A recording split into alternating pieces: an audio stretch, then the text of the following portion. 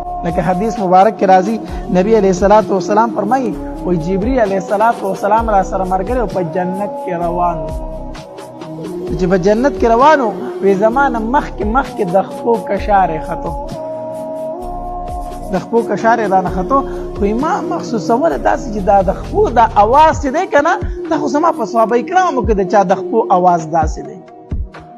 د بعض سړي د خپو کشاره خلک پیژني کنه تا به لیدلې نه خو د خپو د کشاره مې ته پته لګي ویل ک پلان کې را روان دی تا ته څه پته ده زه هغه د قدمونو ما ته پته لګي چې دا پلان کې دی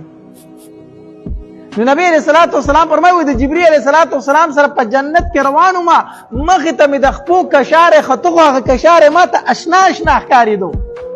چې دا خو زما په صحابه کرامو کې دا قدم د چا دی نو د جبرئیل علیہ الصلوۃ والسلام نه مې تاسو کو چې د خپو دا کشاره چې دی نو تا خو د بلال نه دی زماغه صحابي چې دی د خپو دا کشاره خو ماته د بلال ښکاری جبرئیل علیہ الصلوۃ والسلام راته او فرمایل او دا ستاد د تور بلال د خپو کشاره دی چې په جنت کې اوریدل شي دا د بلال رضی الله تعالی عنہ فضیلت ته او بیا نبی علیہ الصلوۃ والسلام فرمایي وی الته یو بنگله وا و ډیره ښایسته جوړه وه او د هر جنتي په بنگله کې څلور نهره به بهیدل د هر جنتي په بنگله کې څو نهره دي څلور نهره دي یو د خالص اوبو د خوږو اوبو نهر دی دویم د خالص پیو دی او دریم خالص شراب د هغې نهر به پکې رواني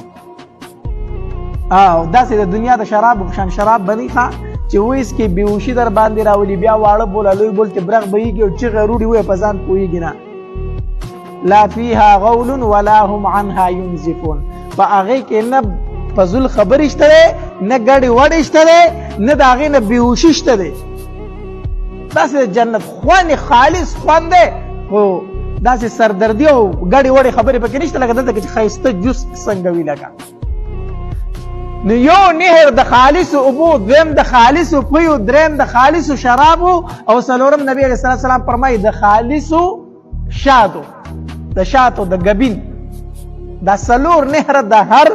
مؤمن په کور کې به بهیږي هلته په جنت کې الله دې موږ ټولو ته نصیب کړي نو نبی علیہ الصلوۃ والسلام فرمایي یو ښایسته بنګله مې ولیدله او د هغې بنګلې مخې ته یو ښایسته جینۍ ناسته ده او په دې مخ باندې اوبه راچې مخ لاس داسې کوي خو دې مخ باندې چې دا لپه راواچي داسې که نه او د دې مخ نه د اوبه د ښکته ساسي وایي دا ساس کې داسې ښکاري لکه ملغلرې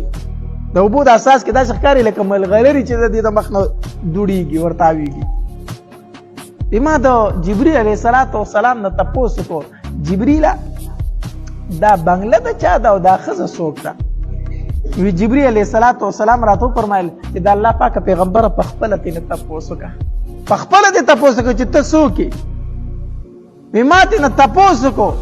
چې دا بنگله د چا ده وی ما ته وی چې دا ستا د یو امتي هغه تور بلال حبشي چې یادېږي دا د هغه ده